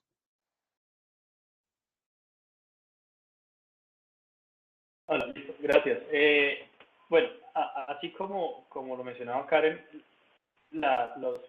estos tres pagos tienen un tratamiento especial en tipo laboral y cómo se otorga y por el motivo por el cual se otorga. también a retención en la fuente cada una tiene un tratamiento diferente. Entonces, empecemos por la indemnización. Entonces, la indemnización, como lo mencionaba acá, esto es la suma reconocida legalmente a un trabajador que fue despedido sin justa causa. Entonces, es un pago en general en virtud de la relación laboral y como todos los pagos, en general debe ser simplemente sometido a retención a la fuente establecida en el artículo 383, procedimiento 1 o procedimiento 2. Sin embargo, hay una norma especial que aplica para este tipo de indemnización. Entonces, esta indemnización tiene una tarifa del 20% cuando el trabajador devengue ingresos superiores a 204 VT en el mes en el cual se reconoce esa indemnización. Entonces, digamos, cuando se otorga, cuando se paga esa indemnización, lo que se hace es, digamos, excluirla de los demás pagos, revisar cuáles son los demás pagos, por ejemplo, el salario, si se le pagan vacaciones en el mes de retiro por los días que tenía acumulados, bueno, comisiones que tenía pendientes de pago, bueno, cualquier tipo de pago laboral diferente a la indemnización que se le haga en el mes de pago. Si esta sumatoria de estos ingresos, porque fíjense que no hace atención, o el artículo el 403-1 no atiende al concepto de salario, sino al concepto de devengo. Entonces, devengo es todo lo que percibe el empleado en el respectivo mes. Entonces, se suman todos los ingresos que el empleado ha tenido durante ese mes diferentes a la indemnización y si esta suma es superior a 204 VT, será sometido a retención en la fuente. 204 VT pues tampoco es un ingreso supremamente alto, son 7.200.000 pesos. Entonces, si los ingresos diferentes a la indemnización superan este valor, pues automáticamente la tarifa a aplicar sería el 20%. Obviamente, la indemnización tiene una renta exenta asociada del 25% sin limitación alguna. Sin embargo, se debe tener en cuenta la limitación general de rentas exentas y deducciones establecidas para la depuración de retención en la fuente. Entonces, la sumatoria de las rentas exentas sea sometida sobre el 20% de la indemnización o sobre los otros pagos, se suman la totalidad de las rentas exentas y no podrá superar el 40% del total del pago o 420 VT en el mes. Entonces se debe tener en cuenta esto, pues que puede, bueno, en general de los casos es una limitación grande a la renta exenta que se puede aplicar en estos casos.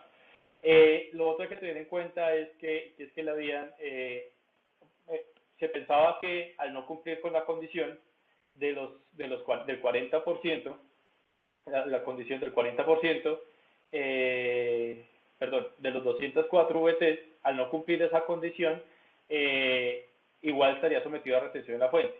No, la DIAN ha aclarado que si no se cumple con esta condición de las 204 VT, por ejemplo, si el empleado gana menos de los 7.200.000, simplemente la indemnización no está sujeta a retención en la fuente. Sin embargo, esto no implica que sea 100% exenta o sobre este no aplique impuestos. El empleado o la persona deberá en su declaración de renta determinar si está o no sujeto a impuestos y qué impuesto deberá pagar vía declaración en la renta. Hay muchas personas muchos empleados, muchos trabajadores que piensan que simplemente al no ser sujeto de retención en la fuente de una indemnización, pues simplemente me salvé y no pagué impuestos, pero se les olvida o no tienen en cuenta que en la declaración de renta hay una depuración diferente a la efectuada en retención en la fuente y simplemente lo que no se paga por retención en la fuente lo va a pagar en declaración de renta. Entonces, en esa declaración de renta hay casos en que se ahorran, no sé, efectivamente la indemnización eran 100 millones de pesos, pero el ingreso del mes, digamos, por la antigüedad de la persona, no tenía un cargo supremamente alto, pero sí tenía una antigüedad muy larga. Entonces, perfectamente puede ser la indemnización de 100 millones de pesos, de las cuales no se paga retención en la fuente, pero en declaración de renta perfectamente el impuesto asociado a esa indemnización pueden ser 15 o 20 millones de pesos que tendrá que pagar en efectivo cuando presente su declaración. Entonces, No necesariamente el hecho de no estar sometido a retención en la fuente implica que esté exento. La siguiente, por favor. El siguiente concepto es la bonificación por retiro definitivo. Como lo mencionaba Karen, pues es por mera liberalidad y efectivamente reconoce el retiro definitivo del trabajador por la buena relación o por los motivos que sean. La compañía otorga esta bonificación por retiro definitivo. Este tipo de retención en la fuente está regulada en el artículo, en el decreto único 1625 de 2016, digamos que es un decreto relativamente viejo, que es como del 89, pero pues todos los decretos reglamentarios están compilados en este decreto único. Entonces, ¿qué pasa? Que en general lo que se debe hacer en estos casos básicamente es pararse en el mes de retiro, digamos noviembre, y hacia atrás correr un procedimiento 2 de retención de la fuente. Ustedes sabrán, entonces se acumulan los 12 meses anteriores, se tienen en cuenta ingresos no constitutivos de renta, rentas exentas, deducciones, se determina cuáles fueron los pagos gravables durante esos 12 meses.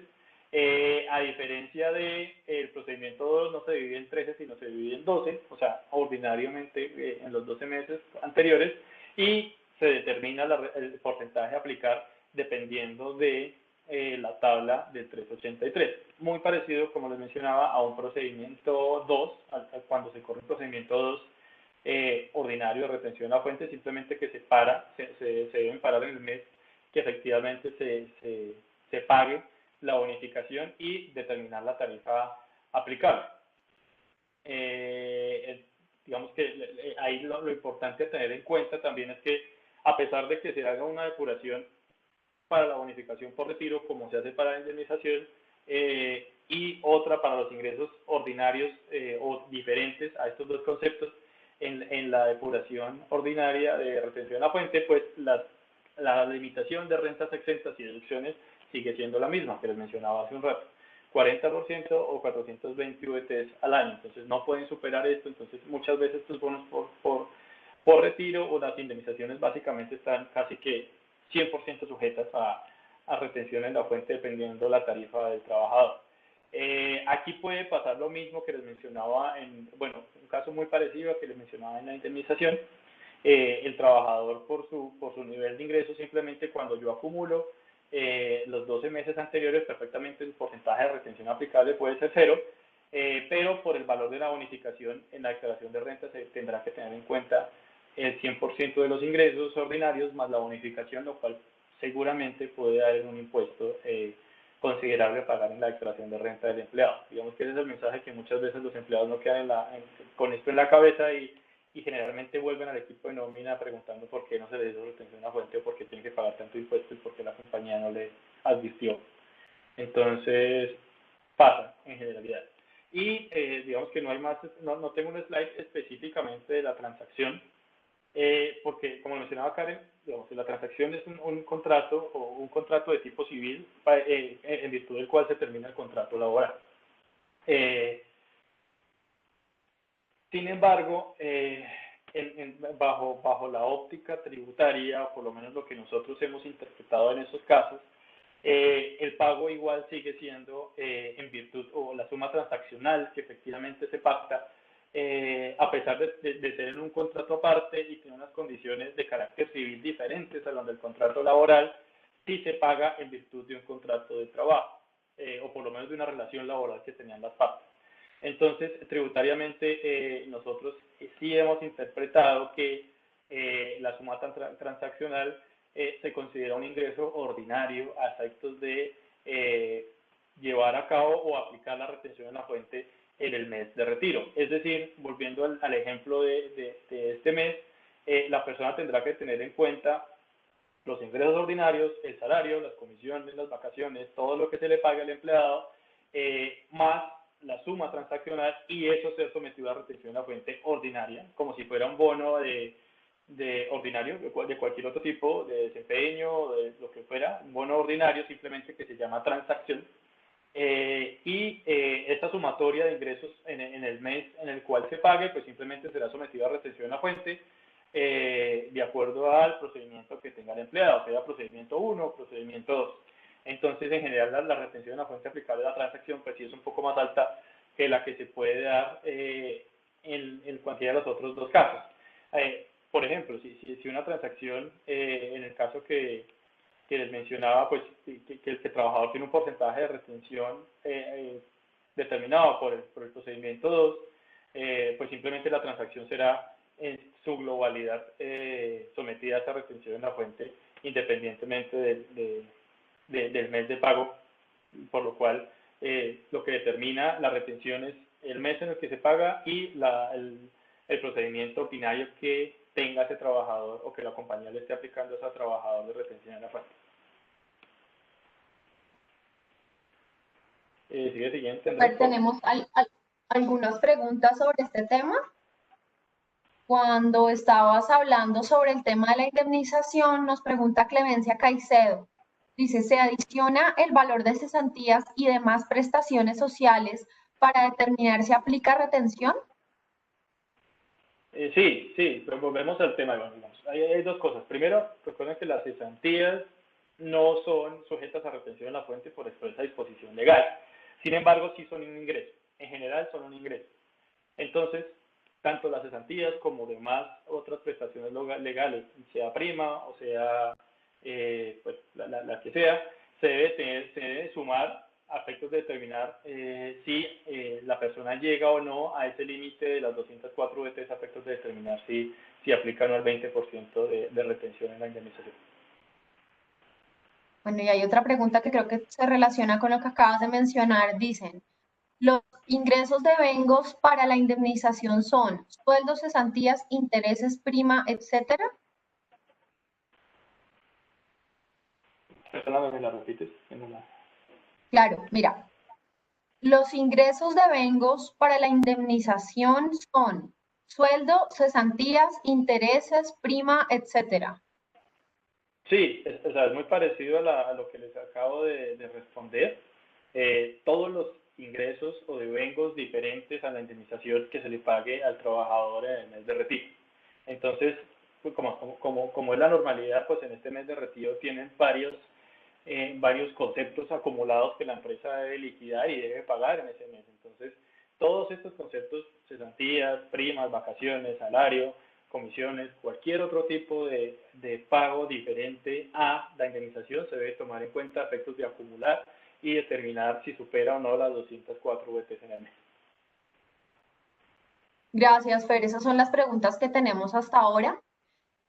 Bueno, vamos a continuar con otro tipo de pagos que por lo general causan cierta controversia en su manejo tanto laboral como tributario, y es el referente a los viáticos.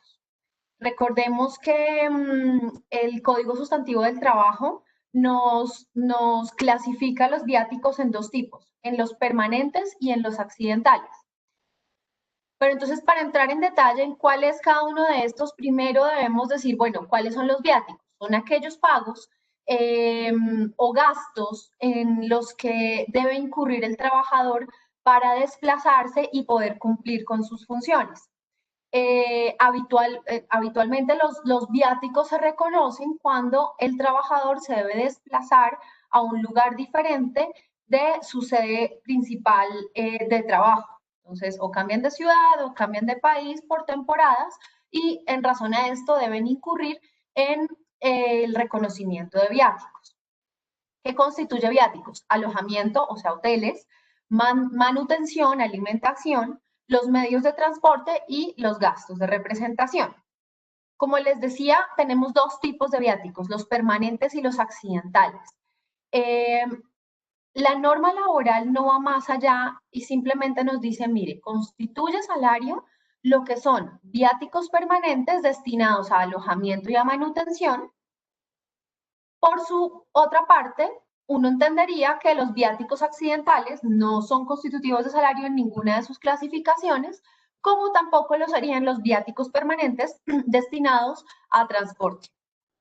Miren que la norma laboral no se esforzó por decirnos un poco más sobre los viáticos. Nos dice cuál es un salario, cuáles no, pero no nos dice qué es un viático permanente o qué es un viático accidental. Digamos, históricamente hemos tenido intenciones donde el legislador ha pretendido decirnos por lo menos que es un viático permanente. Hace un par de años tuvimos un proyecto de decreto donde nos decían que se considera viático permanente cuando el trabajador se ausenta de su sede de trabajo por más de 15 días en un mes. Ese proyecto no salió avante, entonces, más allá de intenciones del legislador, no hemos tenido mayor aclaración sobre qué es un viático permanente y qué es un viático accidental. Sin embargo, nosotros, digamos, a través de los desarrollos jurisprudenciales que ha tenido la Corte Suprema de Justicia, nos han dicho, mire, para determinar primero cómo se determinan los viáticos, debemos tener en cuenta dos criterios principales. El primero es el criterio cuantitativo, es decir, qué tanto la persona debe viajar. Y el segundo es un criterio funcional o cualitativo, y es cuál es la necesidad y la relación que tienen los viajes con el cargo y las funciones del trabajador.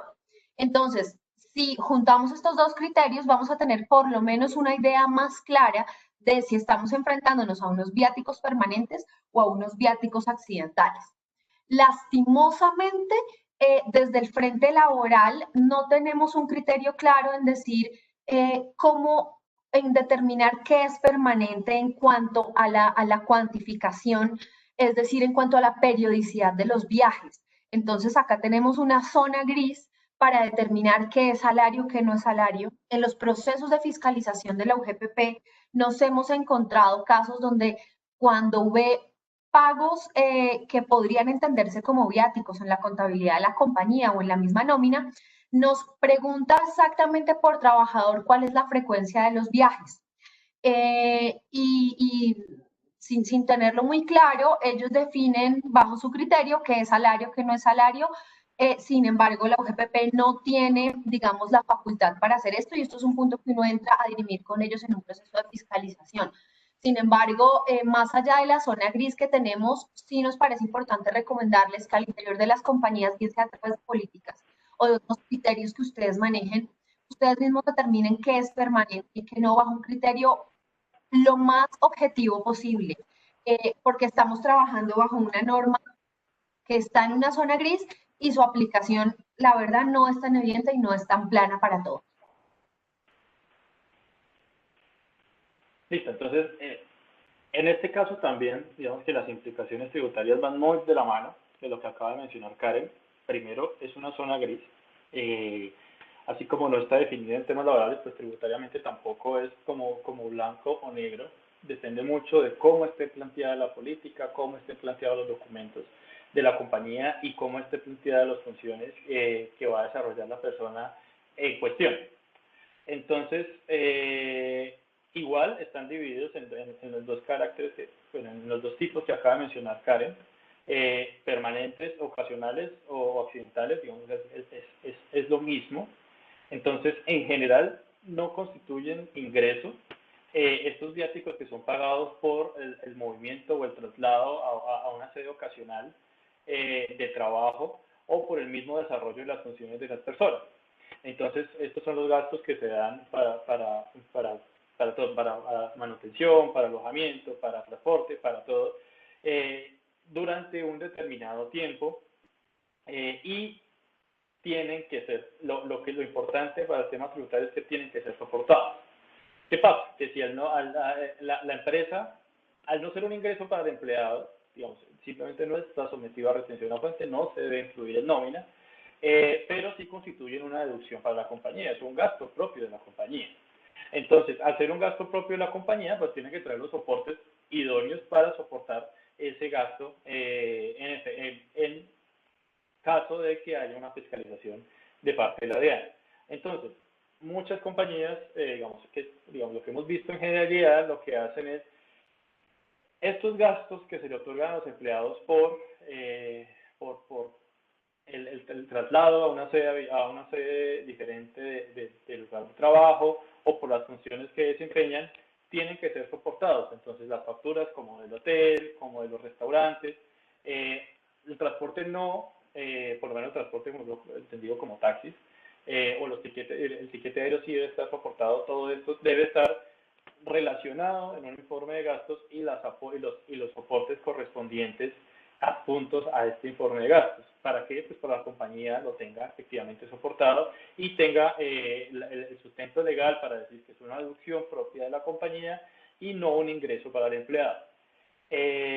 Por el contrario, si efectivamente el empleado o el viático se otorga muchas veces sin ninguna restricción, simplemente, por ejemplo, que viene un expatriado y se le va a dar, no sé, $300 diarios o semanales, bueno, para su gasto, para lo que necesite, y simplemente no se le va a exigir ningún tipo de soporte, y simplemente es para que se use por la mera liberalidad del empleado o para los gastos que necesariamente que necesite durante su estadía en el país, pues estos viáticos sí serán considerados grabados, porque digamos que sí aumenta o no se otorga necesariamente para el desarrollo de una función de una persona, sino que se otorga simplemente para que la persona los gaste como bien lo disponga. Entonces, al darle este tipo de pagos o este tipo de beneficios a un empleado sin necesidad o que no atiende a su criterio funcional o al criterio de traslado a otra sede, pues simplemente se considera un pago adicional a su remuneración, a su compensación, y como tal debe estar sometido a retención en la fuente e informado en su certificado de retención. El otro caso es, por ejemplo, cuando hay muchas compañías que tienen como política pues dar un tiempo prudente para que las personas sustenten estos gastos, por ejemplo, que tuvo que ir a alguna conferencia o algún congreso o bueno, que tuvo que desplazarse 1 o 2 semanas de su sede habitual de trabajo. Es claramente un viático ocasional o accidental. Sin embargo, la persona por alguna razón simplemente o no tiene los soportes o no le interesa pasar el soporte, el viático ocasional, o simplemente superó el tiempo que la empresa le da para soportar los gastos, pues simplemente se toma la decisión de, pues, al no tener el soporte idóneo para soportar los gastos en cabeza de la compañía, pues se le asigna este ingreso en cabeza del empleado y pues será sometido a retención en la fuente en el mes que así lo determine la compañía. Entonces, estos viáticos ocasionales que no están documentados, que no están debidamente soportados, pues serán considerados gravables en cabeza del empleado. Siguiente, Andrés, por favor.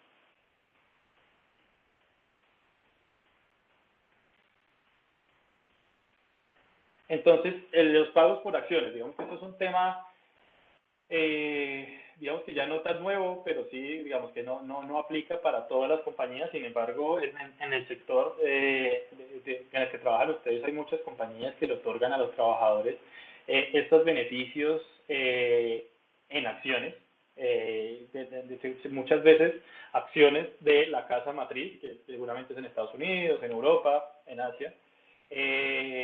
Sin embargo, muchas veces o muchas compañías, o hemos visto muchos casos en los cuales simplemente se dice, no, es que esto no es un pago que se haga en Colombia, simplemente pues se paga en el exterior y el empleado verá cuál es el tratamiento que se le deba dar.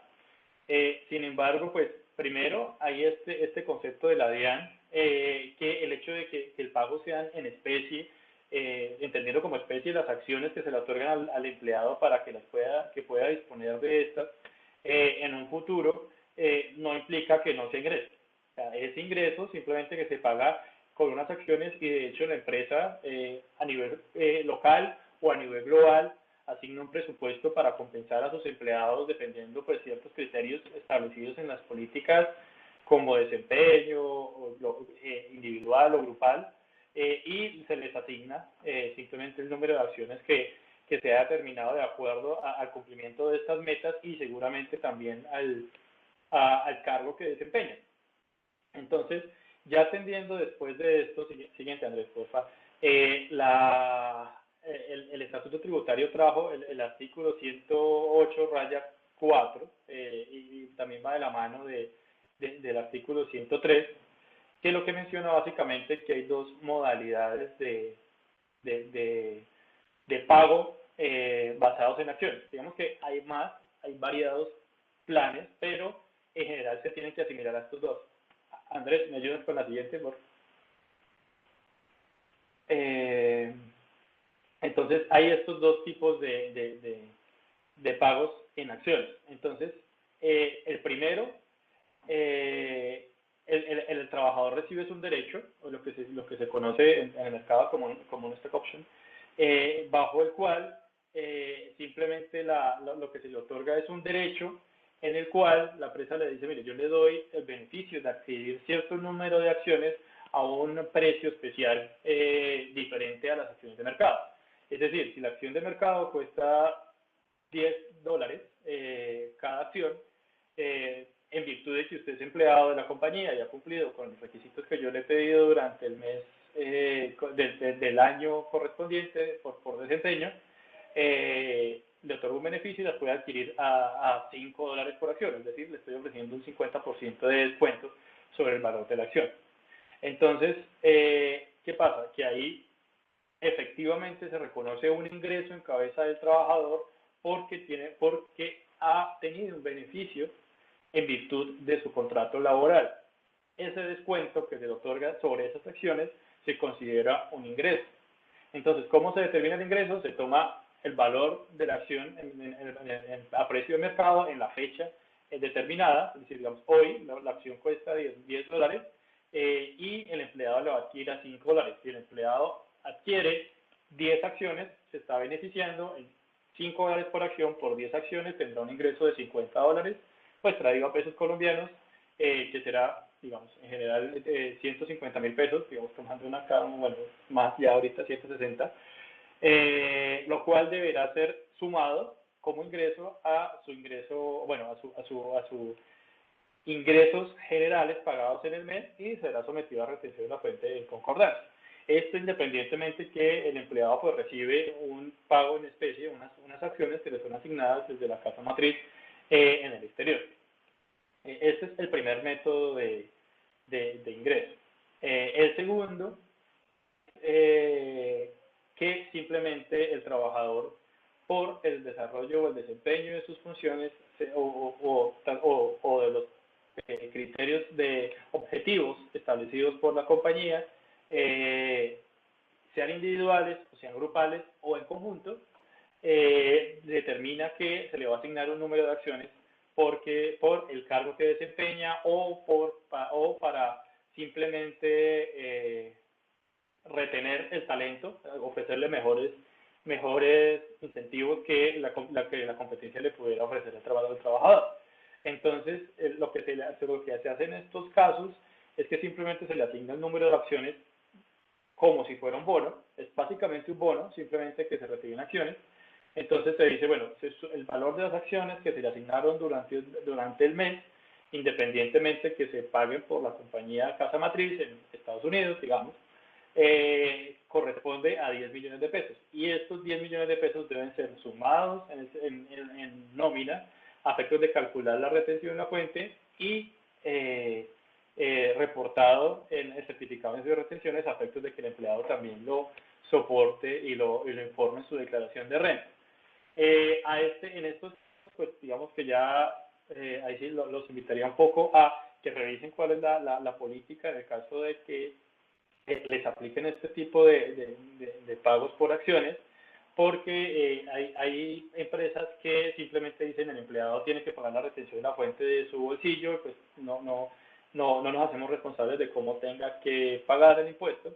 O hay otras compañías que lo que hacen es le asignan un X número de acciones y sobre esas acciones de una vez le hacen la retención de la fuente en el exterior a efectos de que el empleado no tenga que asumir el impacto de retención de la fuente en Colombia y simplemente se gira esos recursos a la compañía colombiana a efectos de pagar la retención de la fuente.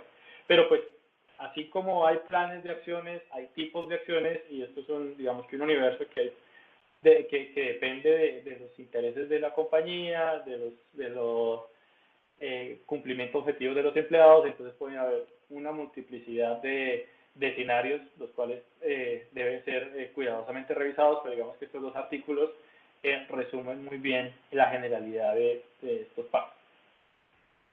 No sé si Karen tienes algo que agregar en este caso. Gracias, Fer. Sí, pues digamos que no hicimos una slide específica para este tema de los temas laborales, porque digamos que se alinea mucho con los otros beneficios, el tratamiento laboral que hemos hablado frente a los otros beneficios, y es un poco verificar evidentemente que tengamos un acuerdo de exclusión salarial y que en el momento del ingreso que tenga el trabajador de este beneficio, pues lo incluyamos dentro de la aplicación de las normas que ya les he hablado en repetidas ocasiones, artículo 30 de la ley 1393 y exoneración de aportes. Importante, digamos, casos a analizar cuando, digamos, la opción se ejerce cuando el trabajador ya no es empleado directo de la compañía, tal vez es empleado de una compañía del grupo en el exterior. Son casos puntuales a analizar para mirar cuál va a ser la aplicación laboral que le vamos a dar, pero digamos en estricto sentido general vamos a manejarlo como un pago no constitutivo de salario que se debe incluir dentro del artículo 30 de la ley 1393. Digamos que esos son los puntos principales que les queríamos comentar hoy. Andrés, ¿nos ayudas con la siguiente, por favor? De nuevo reiterarles nuestro agradecimiento por acompañarnos hoy. No sé si de pronto tenemos más preguntas antes de que cerremos. No veo en el chat. De todas formas, si en los próximos días o en el camino les surgen inquietudes nuevas, pues bueno, tienen nuestra información de contacto, se pueden comunicar con cualquiera de nosotros y por supuesto los podremos apoyar en lo que necesiten. Los invitamos al siguiente ciclo de conversatorio que va a ser el próximo 2 de diciembre y va a estar dirigido por nuestra socia Nacira Lamprea. Muchísimas gracias de nuevo. Creo que hicieron una pregunta. Sí, mira, dice, los vehículos que se entregan a los directivos para su desplazamiento y cuya propiedad se traslada al empleado después de cierto tiempo, ¿cómo se debe tratar laboralmente y fiscalmente? Bueno, esta es una pregunta un poco capciosa, pero digamos que en términos generales desde la parte laboral va a ser incluida como parte de la remuneración de los trabajadores, por lo general cuando ya se les transfiere la propiedad. De nuevo, el acuerdo va a señalar que se trata de un beneficio que no va a constituir salarialmente al trabajador, pero que de todas formas sí nos va a afectar su nómina, entonces lo deberíamos incluir dentro del artículo 30 de la 1393. Ahora, muchas veces no nos afecta cuantitativamente los aportes a seguridad social, porque por lo general los directivos que reciben este tipo de beneficios ya se encuentran con un ingreso laboral, digamos, superior al resto de los trabajadores de la compañía, es decir, por lo general se trata de personas que tienen un salario superior a 25 salarios mínimos, que es el tope en aportes a seguridad social. Entonces, muchas veces, por más de que apliquemos la ley 1393, no nos va a afectar los aportes porque ya estamos sobre un tope. Importante considerarlo como un pago no constitutivo de salario para que no nos afecte la liquidación de otros beneficios, de otros pagos laborales, como para fiscales, vacaciones o indemnizaciones, por ejemplo.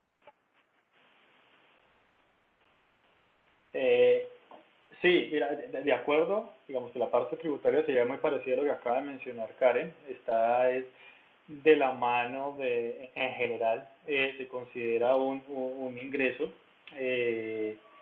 Lo que se tiene que tener en cuenta es que en muchas ocasiones estos automóviles que se otorgan a los directivos simplemente son otorgados no en razón a su función, sino simplemente en razón a su cargo. Es decir, simplemente porque son, no sé, pertenecientes al alto mando de la compañía, se les otorga un vehículo, con lo cual en la generalidad debería ser un ingreso grabado y debería ser tomado así para efectos de retención en la fuente. Sin embargo, pues hay casos muy específicos en los cuales este vehículo sí podría ser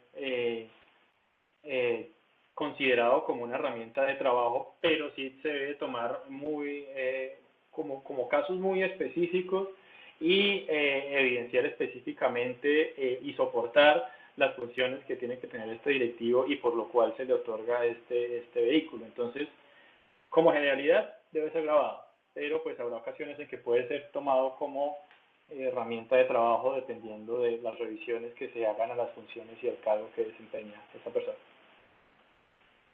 Sí, Fer, de acuerdo.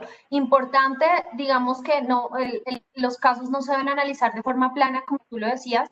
No el hecho de que sea un vehículo para un directivo, pues siempre va a ser una herramienta de trabajo, como puede también serlo. En caso de que el tratamiento que se le dé que sea una herramienta de trabajo, digamos, para la pregunta que nos hacen específica, uno podría ver muchos puntos en contra. Por ejemplo, ¿por qué transferir la propiedad al trabajador? ¿Cuál es el uso que el trabajador le da a ese vehículo, digamos, los fines de semana? Tiene un uso familiar, un uso personal. Entonces, muchas veces cuando tenemos reclamaciones de los mismos trabajadores o de las autoridades, debemos entrar a demostrar que el uso de los vehículos es estrictamente para el cumplimiento de las funciones y por eso le dimos la naturaleza de herramienta de trabajo. Entonces, hay como una delgada línea para determinar si sí lo es o no lo es. Entonces, siempre, como lo decía Fernando, analizar cada una de las posiciones que se les da este beneficio, los cargos y realmente cuál es el uso que tienen los vehículos. Bueno, yo creo que ahora sí ya llegamos al final, no tenemos más preguntas. De nuevo, muchísimas gracias por acompañarnos. Agradecemos mucho su tiempo y por favor, cualquier inquietud o que Creo requieran que de hay una nuestra parte. última, Ah, bueno, dale. perdóname te interrumpo. Dice, las acciones que otorga la casa matriz para los empleados son gasto deducible para la empresa donde está vinculado el empleado y la empresa, y si la empresa local debe pagar los dividendos, ¿cuál sería el tratamiento? Eh, Ahí hay dos temas. El primero es que en general sí, pues al reconocerse un ingreso para el empleado y reportarlo vía nómina de Colombia, automáticamente se vuelve una deducción para la compañía colombiana, y pues igual atendiendo al criterio de devengo en normas internacionales de contabilidad, de información financiera, debería ser, independientemente de la si el ingreso es pagado por la casa matriz o por la compañía local, el gasto se asigna a donde efectivamente se está prestando el servicio. Entonces, sería Colombia en este caso. Y segundo, cuando se pagan los dividendos, no es la generalidad que los dividendos los pague directamente la compañía. Sin embargo, como les decía ahorita, hay casos muy específicos que deben analizarse a la luz de las políticas que tengan internamente. Porque cuando se pagan estos dividendos es cuando hay acciones restringidas. Y las acciones restringidas, como su nombre lo indica, pues los empleados no tienen ninguna disposición sobre estas acciones, simplemente son asignadas nominalmente, pero no el derecho como tal. Entonces los dividendos, lo que hace la compañía es decir, usted hubiera recibido X número de dividendos durante el año, pues yo se los pago mientras estén restringidas. Entonces, en ese caso, a pesar de que sean pagados como concepto de dividendo, corresponde a un ingreso laboral porque es la compañía finalmente la que le está reconociendo este ingreso al empleado. Pero como les mencionaba, lo importante es tener en cuenta la política y tendremos que hacer una vez un poco más de fondo en cada uno de los casos.